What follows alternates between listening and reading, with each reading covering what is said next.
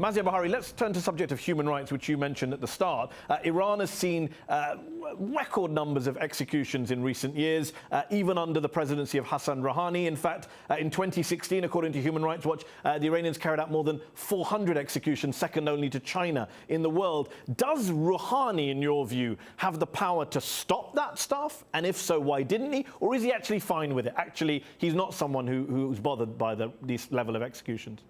I do not think that President Rouhani is fine with it. He has no control over the executions because the executions are carried out by the judiciary, and the judiciary mostly does that. And when you look at the number of public hangings in Iran, when they publicly hang people in front of men, women, and children in all the cities around Iran, the judiciary is doing that simply because they want to undermine the Rouhani administration. They want to tarnish the reputation of Rouhani administration, and they want to weaken Rouhani in the international arena.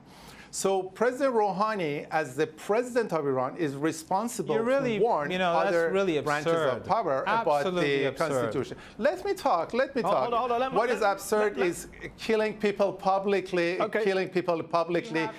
of men, women, and children. Okay, and Mohammed come back in, Mazia. You made that point. Well, I don't know about the numbers of executions. I'm cautious about anything that comes from Human Rights Watch or Amnesty or anything that comes from the West.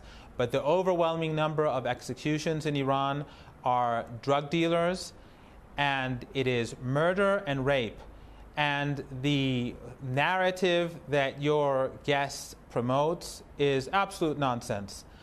I've lived in Tehran all my adult life. I've never seen a public execution. Okay, but not all of those 400 people are drug dealers, as you well know.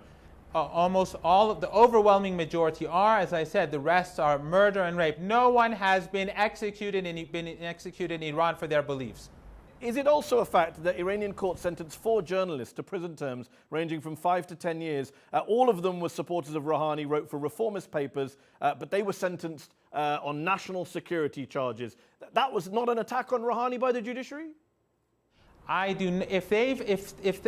in Iran they've arrested someone for security reasons, for breaking the law, in the West they automatically say they're innocent. I do not remember at any point whatsoever that anyone in Iran has been arrested of Western origin or anywhere, that anyone in the West has ever admitted to be guilty. Mohammed Marani, no one is questioning that there is a Western view of Iran or a Western bias against Iran. I've written about it myself. What I'm asking you is, are you denying that the Iranian judiciary has locked up pro-Rouhani Iranian journalists? Yes or no? It's a simple question. I do not have any evidence whatsoever that people are just arrested for the sake of being arrested.